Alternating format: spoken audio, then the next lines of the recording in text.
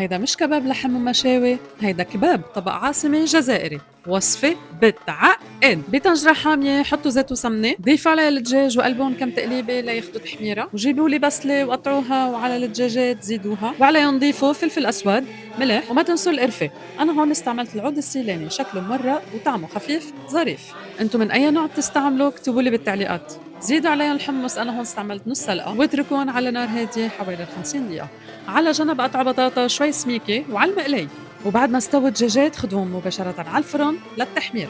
وهيدا أحلى مقطع عندي، بتجيبوا نص حامضة، بيضتين وبقدونس، وأنا حطيت هون زيادة لأنه بحبه كتير. خلطوهم منيح وزيدوا البطاطا والصوص على باقي الخليط اللي بالطنجرة، وخلوهم يستووا حوالي 5 دقايق.